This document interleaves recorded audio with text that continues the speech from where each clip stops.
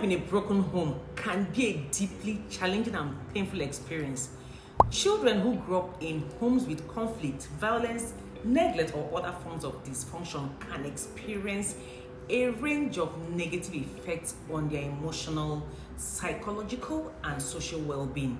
A lot of people always ask me why I'm comfortable being alone in my space, and I always tell them that it's the way I was raised.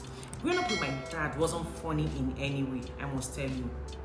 All through the years I lived with my dad, I still can't recount any fun moments. My brother and I grew up in a very harsh condition. No love, no mother, name it. It was a very tough experience, but I'll leave that for another day. Today, I just want to talk to you about a topic that's not always easy to address or discuss, but it's incredibly important for our personal growth and well-being. I'll be sharing 10 subtle signs that may indicate you have a wounded inner childhood. This is a topic I can talk about for hours, for days, because of my experiences. But first, let's define what I mean by a wounded inner childhood. Wounded inner childhood refers to the emotional scars we may carry from our early life experiences, particularly those that involved neglect, abuse, or trauma.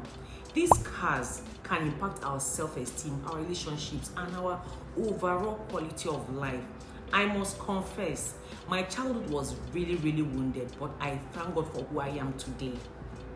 I would like to point out some of the common experiences of growing up in a broken home before we proceed, because I really want us to understand what I mean by a wounded inner childhood. Number one is anxiety and fear. Children that grew up in a broken home often experience anxiety and fear as a result of the instability and unpredictability of their living situation. They may feel constantly on edge, waiting for the next outburst or conflict to occur. See guys, let me just give you one scenario to explain how bad it was back then. I practically grew up in Port Harcourt. I will never forget how neighbors used to come to our house to watch television whenever my father, wasn't around. One of those days, my dad came back earlier than usual from work, and we had neighbors in my house, watching television as usual. One of them had to jump from the balcony and had his tongue almost ripped out from his mouth just because of the fear of my dad. The second one hid in a wardrobe not to be seen. In fact, the moment it's 4 p.m., automatically fear creeps in because high tension, that's what they call my dad, will be back home. So number two is low self-esteem. Children from broken homes may struggle with low self-esteem and feelings of worthlessness, as they may blame themselves for their parents' problems or feel responsible for trying to fix them. Number three is difficulty trusting others. Children from broken homes may struggle to trust others as their experience of relationships has been characterized by instability and inconsistency. This is not my case though, because personally I trust people easily and I believe in people a lot, although it's a conscious effort and decision I made growing up. But the moment you show yourself, I cut you off. Number four is challenges with relationships.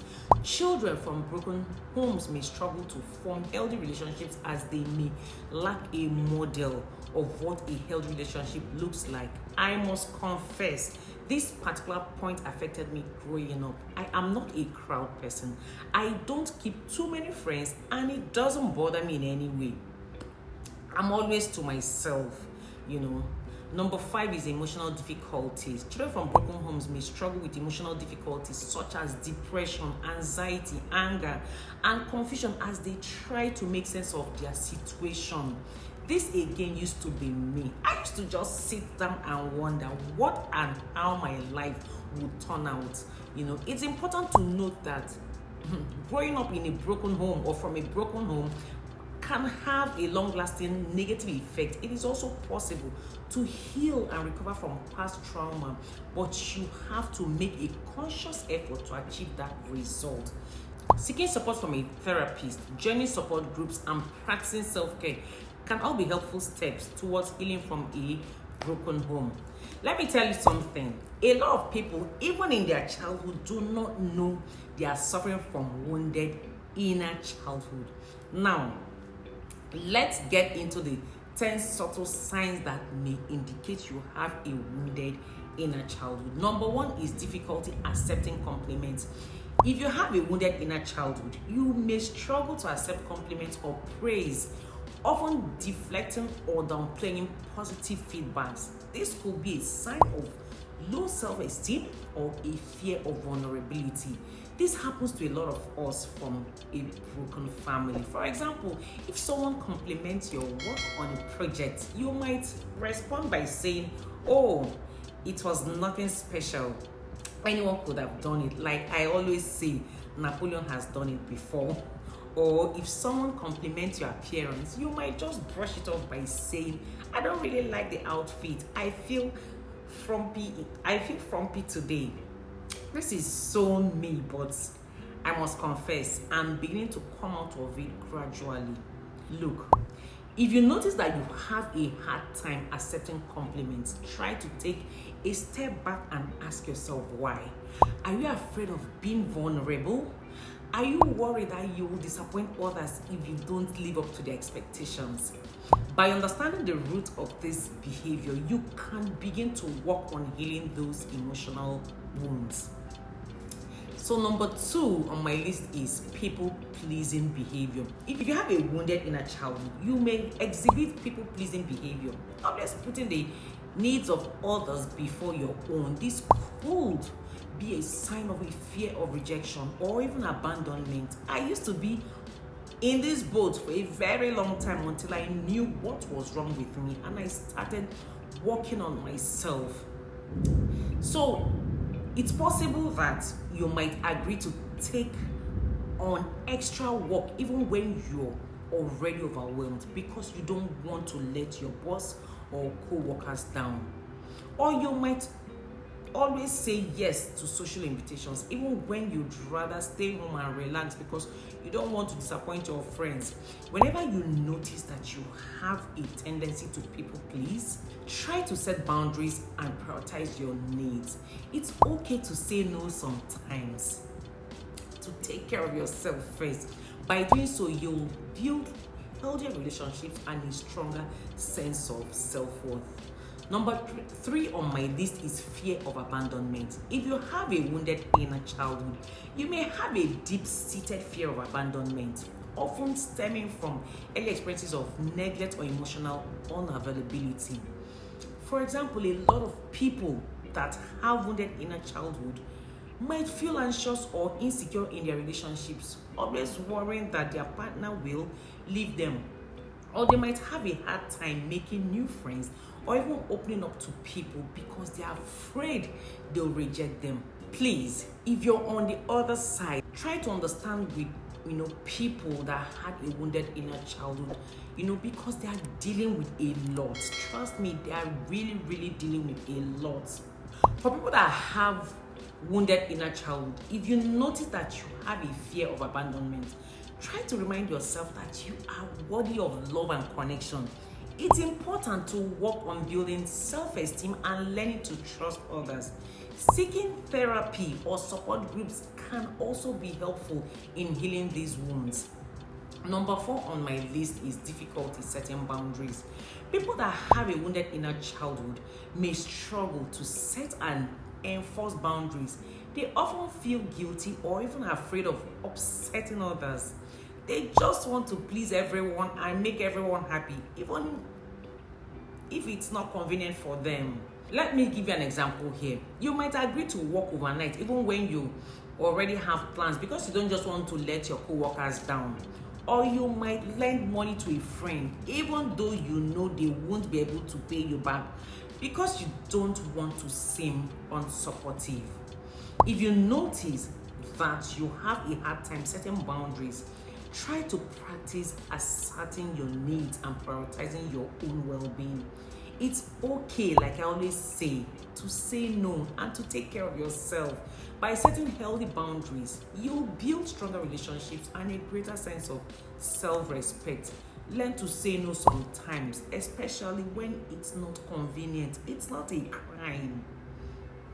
So number 4 on my list is a need for control. If you have a wounded inner childhood, you may have a strong need for control, often stemming from feelings of powerlessness or vulnerability. This is me.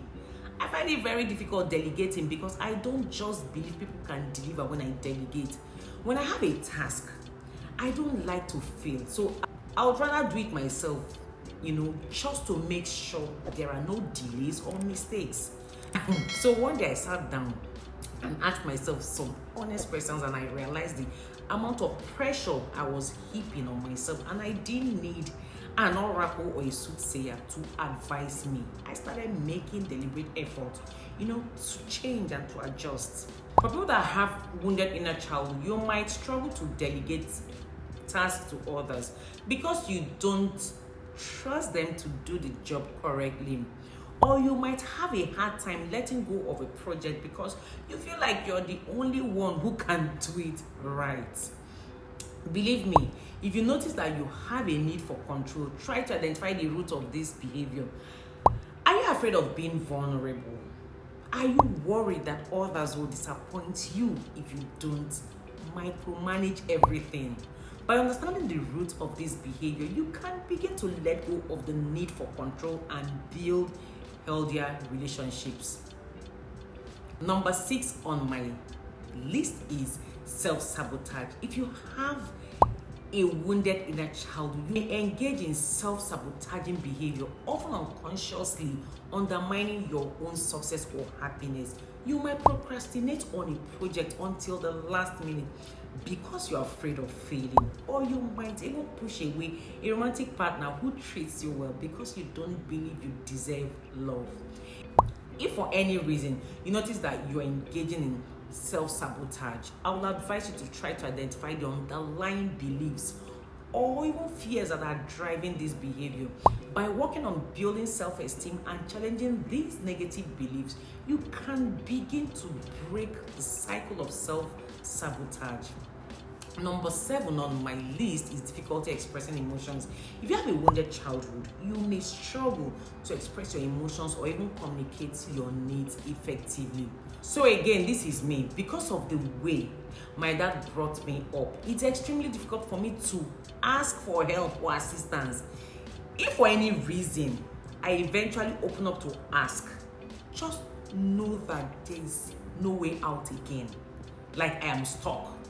I'd rather keep my problems to myself and suffer in silence. When it comes to this point, I am still a work in progress, and I hope I come out of it soonest, because it's not easy dealing with issues by yourself without assistance or help from other people.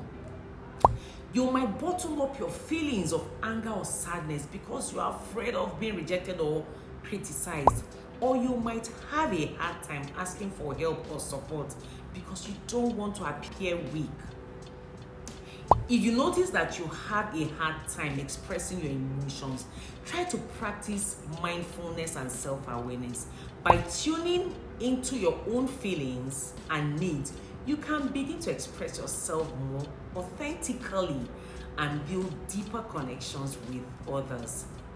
Number 8 on my list is perfectionism. If you have a wounded inner child, you may struggle with perfectionism, often setting impossibly high standards for yourself and feeling like a failure if you don't meet them.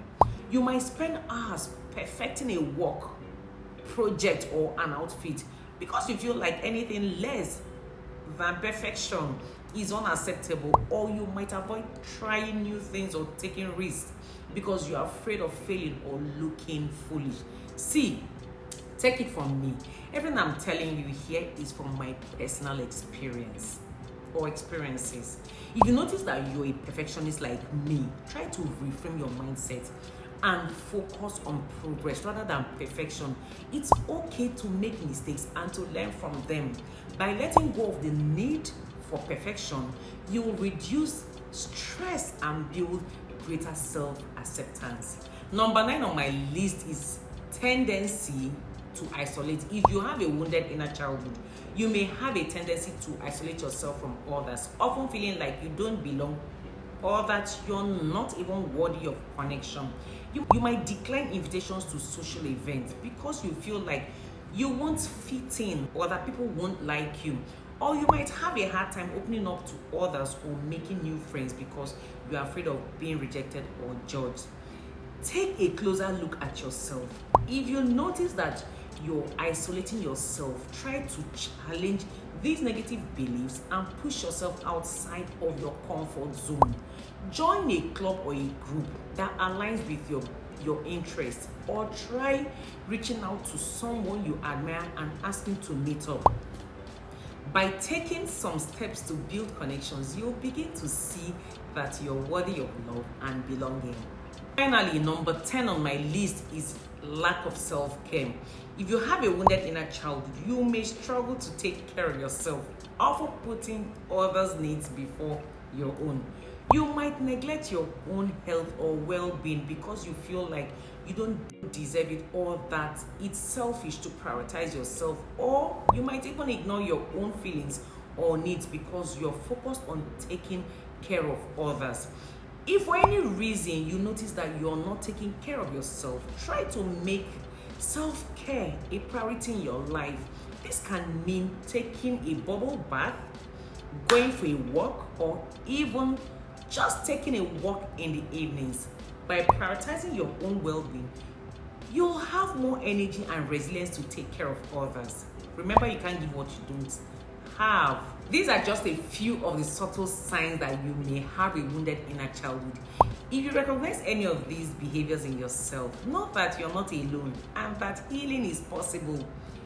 We are just a work in progress. By practicing self-care, self-awareness, and self-compassion, you can begin to heal from past wounds and build a happier, more fulfilling life.